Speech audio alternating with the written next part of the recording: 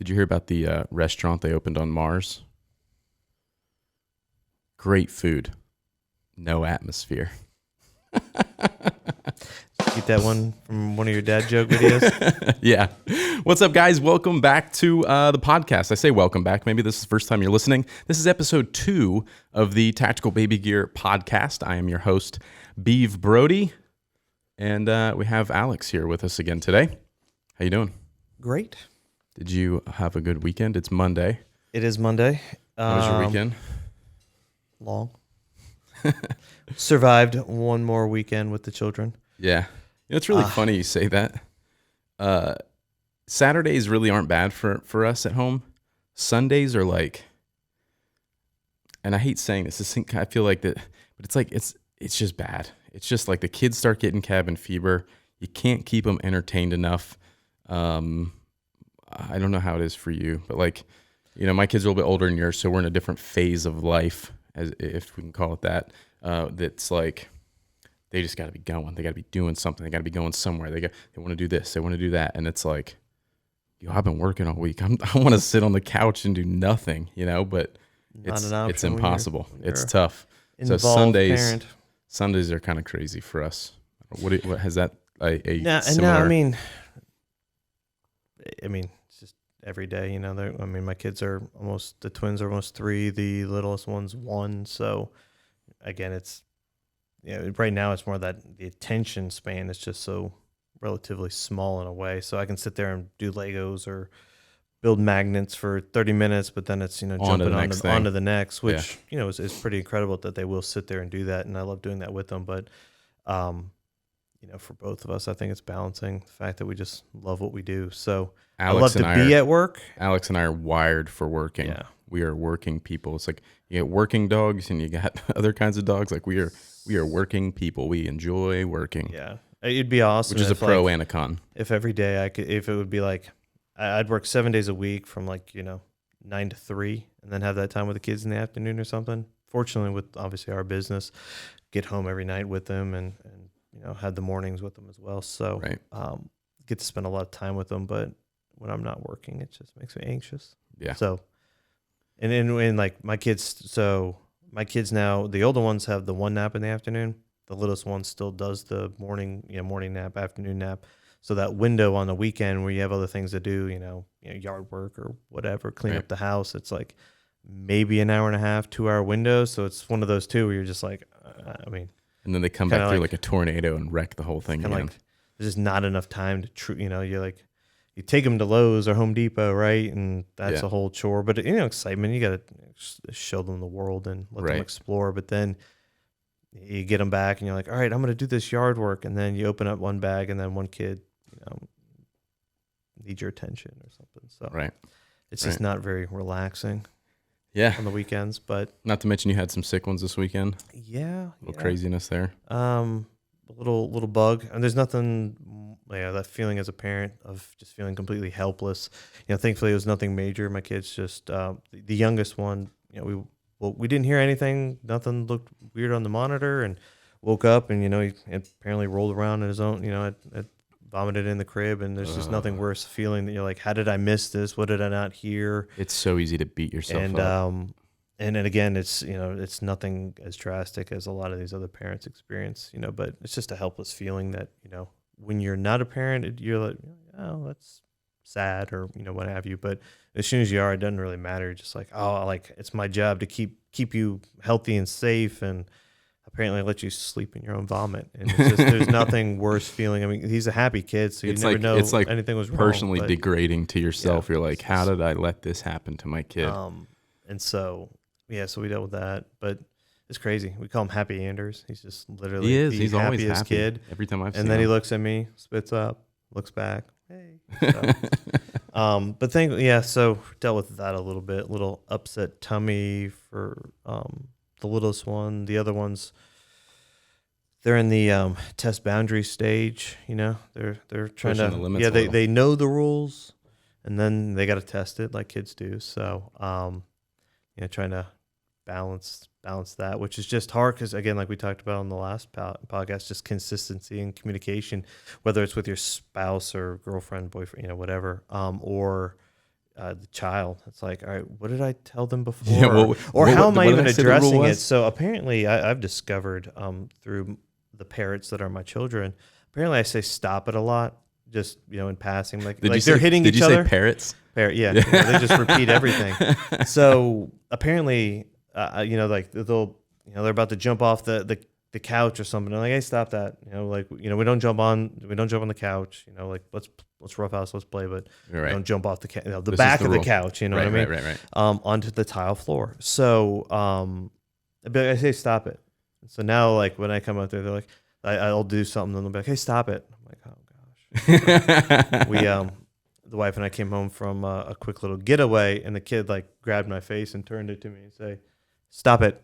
I was like, Here we go. Yeah. But they're in the testing boundary stage, which is always fun, but got to be consistent and well, what's interesting, go ahead. Some rules, right? Yeah. And again, just try to be consistent. And I didn't realize how hard it was. The wife is amazing when it comes to like, hey, like, try to use this language or something, because it's just doesn't, it resonates better. It resonates better, or it isn't as like simplifies it, or words that we don't want them to use in school. You know what I mean? Like you don't want them to be able to teach me like stop it. It just right. I try to raise them as best as we can. But so she has pointed out things. And it takes that too. Like sometimes you don't realize that you say that a lot until it's a parrot repeating it, or your wife being like, you say this to them all the time. It's probably not a good idea. It's like, I had no idea I said stuff like that, or and thankfully it's nothing bad. Right. In the grand scheme of things, they're not dropping the F-bomb at school yet. Yeah. So I tell you, that's the like. I occasionally, the wife's probably going to watch this and laugh. When the kids aren't around, but I tell you what, like when you become a parent, like, again, you don't want them to be in a household, with all those words and everything else as they're growing up, so they don't repeat it at school. Right. I tell you what, you're walking and then you like step on some like sharp item and you're like, a Lego, and you like bite your tongue. You're like, ooh. The wife speaks Spanish to our kids, as you know. She's a instructor. I know, at a university. But these guys don't know. They don't know, yeah. So my wife taught Spanish at a university, and so we wanted to bring that into the home to be bilingual. And I know some Spanish, so Spanish curse words in that regard. And I'll never forget. We were bathing them. They were probably 1.5, and the kid, like, on the kind of like a smooth ceramic tub, kind of slipped and literally just missed his head from taking out teeth and everything. It was just like, again, not just, it was about to go down. He just missed his head, and thankfully I kind of used a Spanish word as opposed to a English one. But it was just like, the heart stopped because you just see it in slow mo, and crazy. Just misses it, and they start clapping, saying the word back to me. And meanwhile, the wife is in the next room nursing, the youngest one, and and I walk in, she just starts shaking her head. I'm like, but it's hard. It's hard to. It's tough, when you were talking about, teaching them the boundaries and the rules and all these things. What happened your weekend? Well, that's what I was about to get into. So there's a time when it changes from like knowing what you should teach them to not knowing what the next thing is. And that happened to me this weekend. So I'll tell you guys a story. This is like story time. I always have, last week I had a story time, and I'll follow up on that here. And when I finish telling this story, I'll let you guys know where things are at with that. But, so Sunday afternoon, we had spent the day doing a bunch of stuff with the kids, and my wife was out of town. So I had the kids, and we were out doing stuff and playing around, and we ate lunch and we came home, and it was probably 3:30, 4 o'clock in the afternoon, and they wanted to go outside and play on the playground. We've got a playground in the backyard. Like, sure, cool. Have at it. Have fun. You guys do it all the time. Don't think anything of it. No problem there. They came back in like 30 minutes later, right? It's like that 30-minute attention span. We want to do something else now. So they asked if they could go down play with the neighbors' kids. They do it all the time. They ride bikes. Like, so we live on like this like dirt gravel road off like a main highway kind of thing. And it's like this cool backwoods kind of neighborhood feeling where you just kind of, you feel like you live in the woods. There's not really a lot of people around. Most of the neighbors, everybody knows each other. Everybody's kind of like, everybody's cool. And you can kind of do what you want out there. And it's great. So the kids, they play and they ride their bikes and they get dirty and they run through the woods and they have fun and all the things kids should do. All the things kids are doing. And I think it's great. It's very similar to the way I grew up, and it's awesome. And so about 5:45 rolls around, and I'm like, all right, I need to get the kids in. We need to do dinner. We need to get baths and start getting ready for school in the morning and all these kinds of things. And so I walk out of the garage. I start walking around, try to round them up. And I see them on a 4-wheeler, and they're flying. And I'm like, oh, absolutely not. So I flag them down, and there's another little girl that's driving it. She's 9. And then one of the neighbor's kids is on there, who I think is 4, might be 5, 4 or 5. And then my oldest daughter on there, who is going to be 8 in July. So she's 7. And they're on this big four. I'm not talking about a kid's like 50cc 4. This is a big adult, like gun racks, hunting, 4-wheel drive, big 4-wheeler. Right. And they're ripping. And I flag them down. I stop them. And I'm like, nope. First of all, you guys need to slow down. Second of all, Cameron, you're getting off the 4-wheeler. They don't have helmets on. I see they're like these two girls that are hanging on to the girl that's driving, trying not to fall off the back. And I'm like, absolutely not. My kids have never been around stuff like that, they're just not old enough, in my opinion, and it's not like, or that, like you said, they hadn't been exposed to it. They hadn't been exposed to it, I guess isn't really. They hadn't had a parent or an adult explain and teach them, right? So that, I guess that's where I'm getting to here is like, at an age to teach them, they don't jump off the couch. They don't do this. They don't do that. They watch, all these things that you're like, I know to tell my kid these things. But when they've never been exposed to something and then they get exposed to it and you're not there to teach them the right way to do it or what the boundaries are or what the rules are or be careful, this is hot, or you need to wear a helmet or any of these things, and they don't know any better, so that in their mind, they're just having fun. Yeah. And I don't blame them for that. Like, 4-wheelers are fun. We all know 4-wheelers are fun, but they can also be very dangerous, especially when you're not educated with them.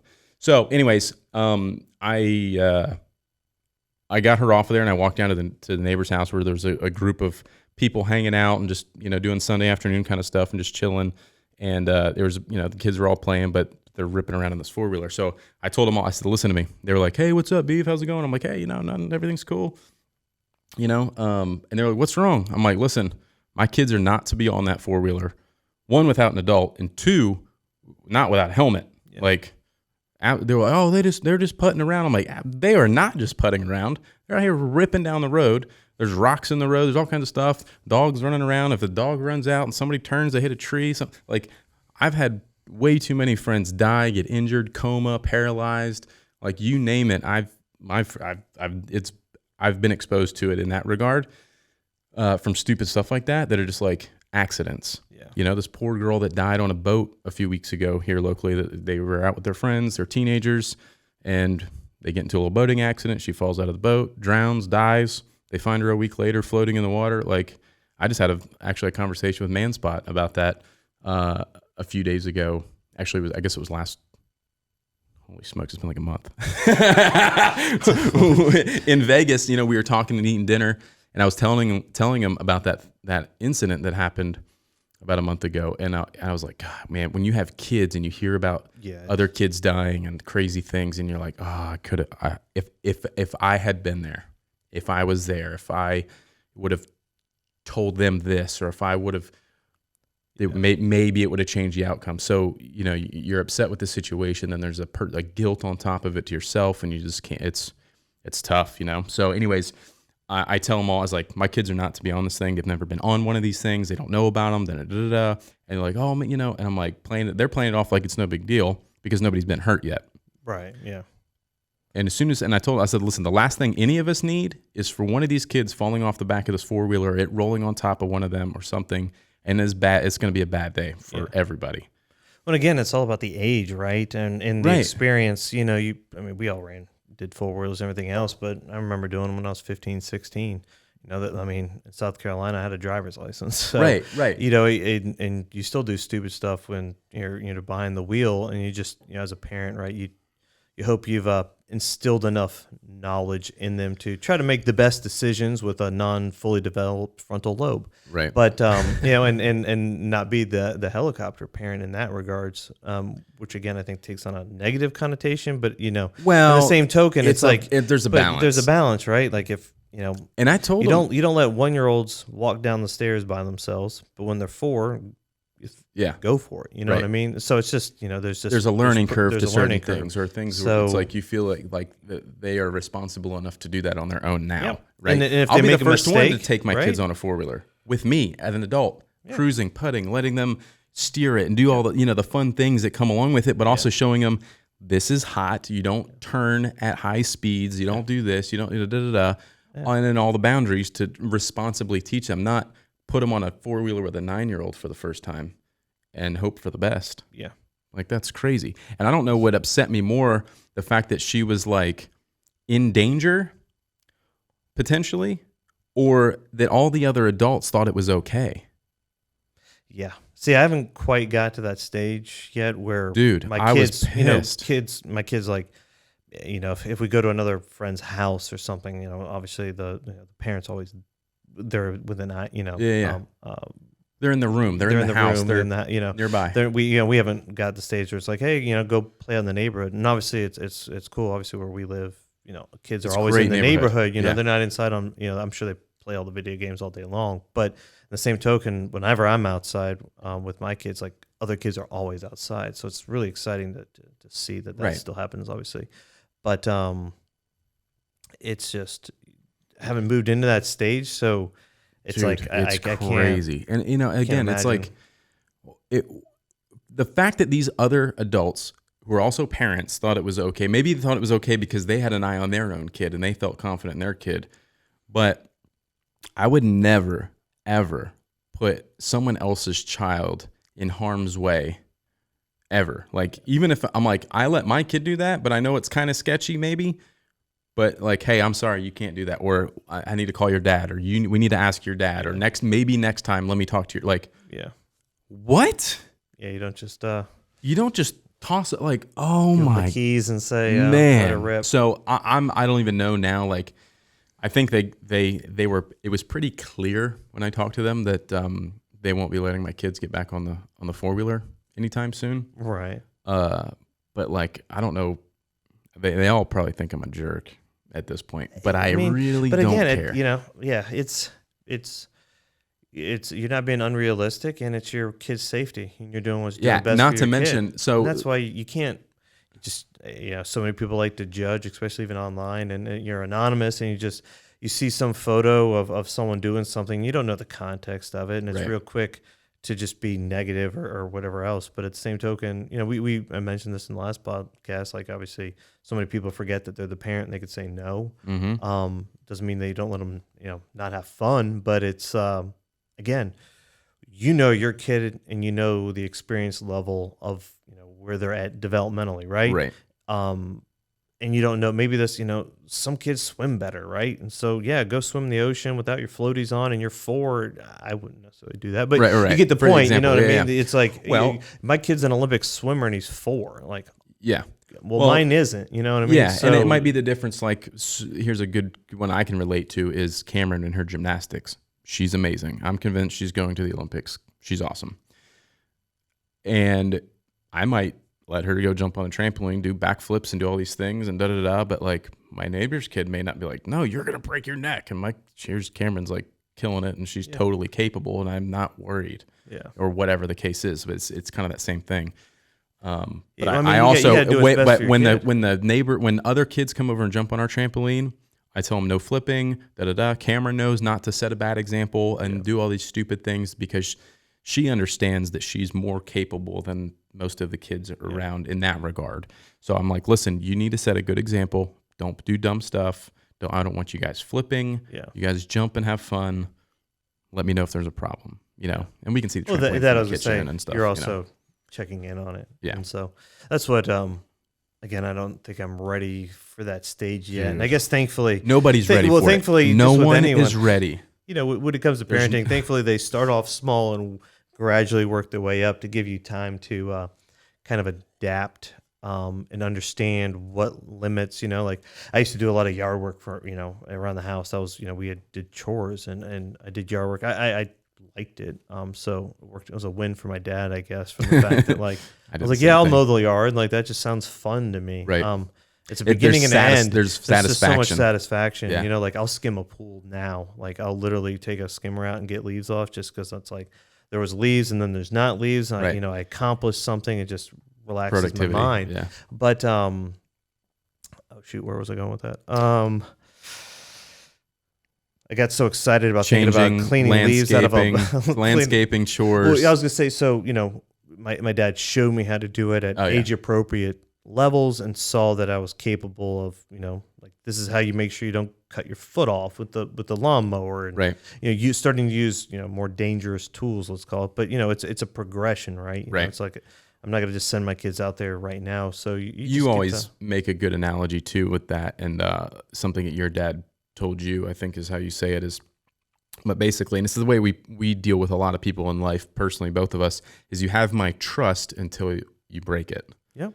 You know what I mean? It's kind of the same thing with the kids. Like if you always do exactly what I tell you to do and you're playing by the rules, you're doing things, like I will let you keep doing more until you're stupid about it. Yeah. But there's that then progression. We'll have a reset. You know, you talk to them and then, you know, there's a progression there. There's a progression, but yeah, I'll never forget that. I think he told me that when I got my driver's license. Sounds about right. Sounds about right. I usually had the cops calling my dad with my driver's license. My dad was with the sheriff's office. I'll tell this story. Actually, real quick, before I tell that, no, I'll tell the story first. Speaking of driver's license. So my dad was at the sheriff's office for a number of years. And when I was learning, not when I was learning to drive, when I was probably like 17. And I was real big into the tuner phase. You know, I had Hondas and turbo stuff and, you know, big car guy. If you guys don't know, I come from a background of like high-end custom cars and all this stuff. But anyway, 17, I've got this car. I'm like super hot rodding my Honda, and this dude pulls up next to us in this Mustang at the red light. And Matt actually was with me, our customer service guy. We've been best friends since we were like 8. So Matt, who's in customer service here in the office, was with me. And we're like, yeah, we're going to race this dude. You know, we're like revving our engines and we're like red light, waiting for it to turn green. Light turns green and we're just ripping. Brah, brah, brah, brah. And I'm like bouncing off the rev limiter in second gear. And this cop pulls out. He's like 2 cars behind us. So behind me was this big like Chevy conversion van, real big van. And behind that was this cop. Oh, God. I can't see him behind this van. So he pulled it, blue lights on. He pulls out. Me and this Mustang, we both pull off over into the side road. And I'm like, oh, crap. You know, like there's no, like we were clearly guilty of this one. There's no talking out of this. So he walks up to the car and he's like, license, registration, and insurance. He walks away from my car, walks up to the next car. And, he reaches, I almost have to get Matt in here to help me tell the story. He reaches into the window of this guy's car and grabs a bag of dope. Like, I don't know if this guy was trying to like shove it between his legs or under his seat, but the cop walks up to the window right when he's like trying to hide this little baggie of dope. And he grabs it and he throws it on the roof and he pulls this dude out the window, throws him on the floor, and then slams him up against the door. I was like, oh, snap. Like, oh, dude, we're going to get out of this. We're totally getting out of this. So me and Matt are like, holy smokes. Like, right. And this is before like iPhones. I wish I had like a camera to record that. It would have been awesome. Anyways, and I can still see it so clear in my head. So he like handcuffs this dude and he's like got him sitting up against his door. And he walks back to my car. He grabs he grabs the registration, the license, and all that stuff. And he walks back and he's sitting in the police car. And I'm like, holy crap. I'm either in a ton of trouble, my dad's going to kill me, or we're getting out of this. And again, my dad's with the sheriff's office. But they didn't know exactly who I was yet at the time. Or maybe he did. I don't know, because I didn't really have any words with him. But so a few minutes go by, and he walks back. I see him get out of the car. I'm looking in my mirror. He's walking back to the car. You guys know that feeling. I know all of you have been pulled over and had that feel like you're watching the cop walk back to your car in the rearview mirror. It's like slow-mo. It's like, son of a bitch. So he like soundtrack music going on in the background. Yeah, your heart, you can like hear your heartbeat in so he walks up, he's like, all right, Mr. Brody, I'm gonna get you, I could get you for this, and this, and this. I'm gonna give you a ticket for reckless driving. And I bet I can get in touch with your father faster than you can. What do you think? I'm like, yes, sir. And like, I couldn't even start my car before my phone was ringing. And I'm like, home. yeah. It's like, Dad. And I'm like, oh God. I'm like, answer it. I'm like, hello? Get your ass home now. I'm like, yep. I'm like, Matt, I got to take you home. And then I was even more trouble because after that, he threw the phone in the woods after we hung up. He was just pissed and he threw his phone in the woods. It's like, it's getting dark out. So now he's outside with a flashlight looking for his phone. He was so mad. Oh God. There was another incident too. We'll save that story for another podcast. But to follow up, life lesson. Yeah. Well, those would be some funny stories going on through here for sure. So to follow up from last week, we talked about the threat to my daughter. Guys, I'm just worried about keeping my daughter alive here. Last week on the podcast, this happened a few days ago. This was like Wednesday, I think this happened. This kid at school threatened to kill my daughter, and he used a grilled cheese in the shape of a gun to threaten her. And he's like, I'm going to kill you and all this stuff. Nothing's really come of it yet. I heard that he was suspended. I don't have all the details yet, but I have a meeting today with the teacher and hopefully some administration will be there and I can get some more answers and just some more clarity. Again, It's just like, I've got questions, I'd love to see if there's a video of it that's like shows more context of how was this done or what the situation was, or does this need some real repercussions, or is it just it was need to playful? Be addressed? Because listen, here the reality but it needs to be addressed potentially, right? But I also know that my daughter is extremely sensitive and could be overreacting to the whole thing too. Now there was enough for like the teacher to write a note and say all these things, but she could have just really overreacted and it's nothing. So again, I'm not coming to any conclusions at this point. I need to know more. Yeah, let's all find out. I need to do my investigation, my due diligence as a dad here. But so that's the update on that. What else is going on? Anything new? You guys want to hear another dad joke? Oh, this is a good one. This is a good one. What is Beethoven's favorite fruit? A banana. I've never heard that one. Me neither. If you guys don't know what any of this is in reference to, we've got these dad joke videos. We've done a couple of them, and I hope to do more. Actually, we should try to do it as a podcast. We should turn those into podcasts and upload them. Those would be funny. Basically, it's like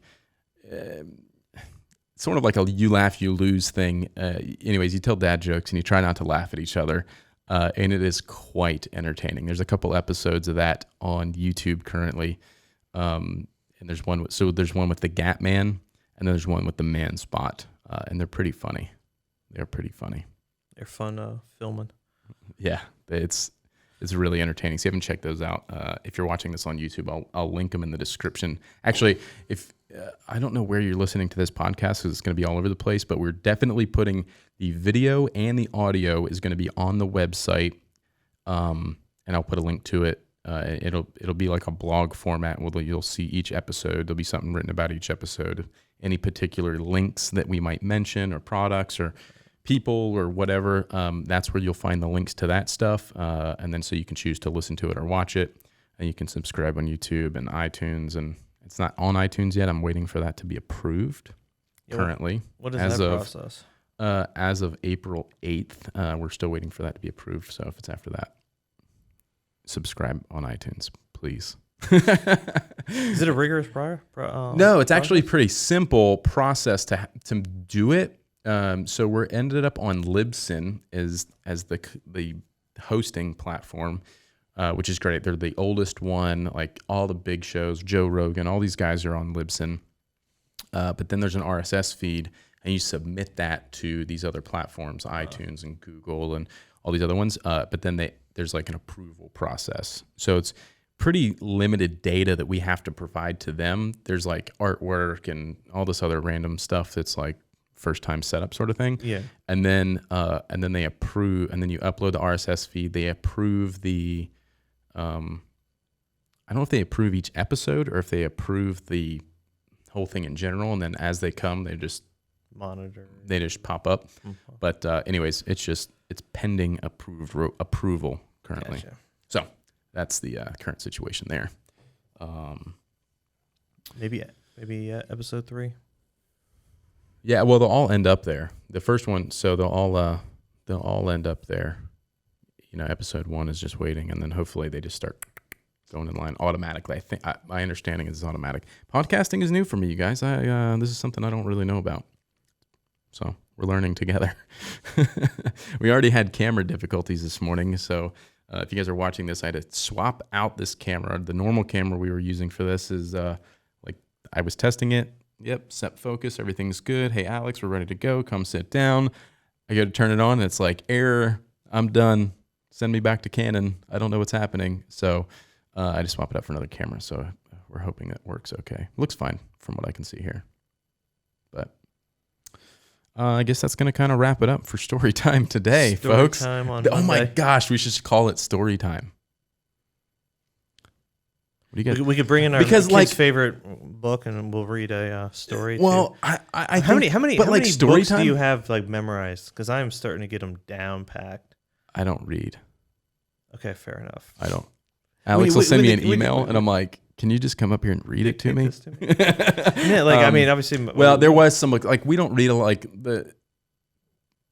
I don't remember any now. There was some that I could have like just held a book open and said it as if I was reading it. Were you kids the one where like if you deviated, it was like, nah, you skipped a page because you were trying to get to like bedtime a little sooner, and you kind of flipped 2 pages. You're cheating it. And no, Pete I was the cat is at home now. It's like, well, you missed like 4 pages. And like, how do you know? I don't really remember. It's funny how quickly you forget some things because other things just take over brain space, and you just like there's some books. Like Tommy T. Rex goes snap, snap, snap, snap, snap, snap, like that. I'll never forget that. I haven't been exposed to that. There's this book that we used to read, and the kids were obsessed, and it had this little dinosaur, and you like move it with your finger, and it's like, anyways, it was cool. We like Pete the cat. Okay. I don't know. He's apparently the author's from Savannah, Georgia. Oh, interesting. But Pete the cat is a big hit. Anything with like trucks and cars, we like Noisy Digger. Okay. Yeah. Okay. He meets someone new. We could go on. Yeah, I didn't really. There's only a few that I probably only had a handful that maybe I've really kind of knew, but I've since forgotten. Right. Yeah. They read to me now. Cameron is, God, that kid's smart.